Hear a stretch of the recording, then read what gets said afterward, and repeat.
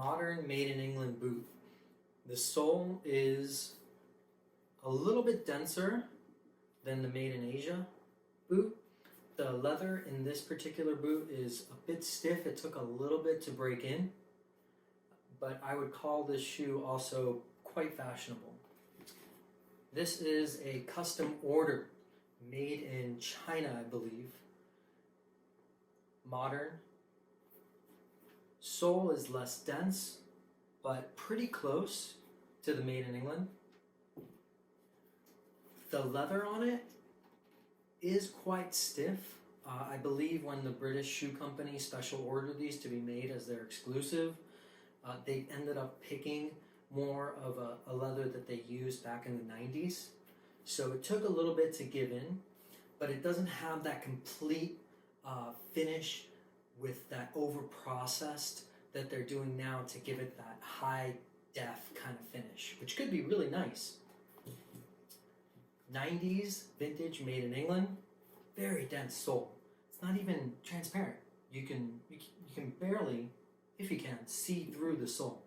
It's heavier, so it takes a little bit. If I go ahead and even compare this 101 with 6 grommets to this capper, this 101 is definitely heavier.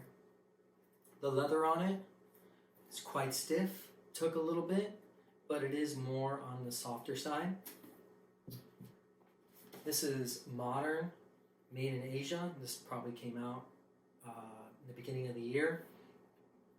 Classico. Not as dense of a sole. Very soft. It's Pascal. No brim on top. This is instantly comfortable. It was like putting on a sneaker from day one.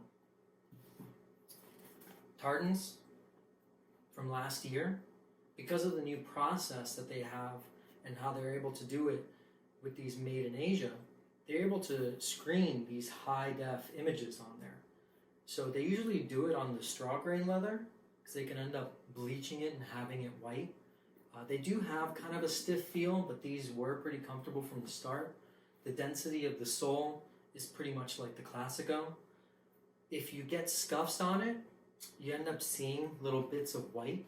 So the difference between that is that if you look at the vintage or anything, I guess made in England, that they tried to print colors, like they did a lot of them in like floral and different things like that, or maybe like scribble, graffiti. They didn't show white underneath. They actually showed more of that brown natural leather color. So that's kind of like the pros and cons of that.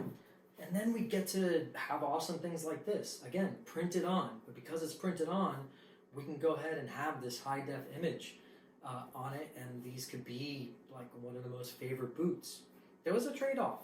There was definitely a trade-off with transitioning over to most of Doc Martens, and I mean 90% being made in England. But the thing is, there's good things to that trade-off, as well as bad things. It just depends on your expectations. What do you really expect to get? Do you want a boot that's going to last forever? Maybe a Doc Martens industrial line might be better for you. Here's a good example. This is another modern made in England.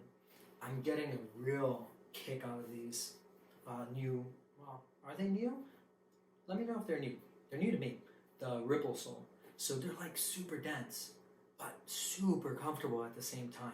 I really see these lasting for years to come. The leather is supple. I could see it over time really giving and molding to my foot quite well. Definitely one of my favorite pairs of shoes. So having the right expectations is everything. You're not disappointed.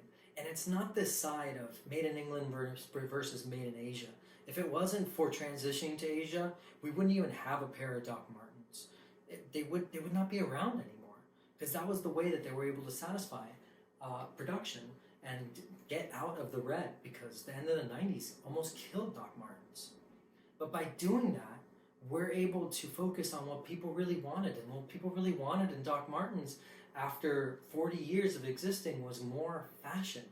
So that's what you should expect. It's more of a fashion shoe. Modern Doc Martens are more fashion. If you want a boot that is more in line with workwear type boot that they made before the transition, it might be better to do something in their industrial line.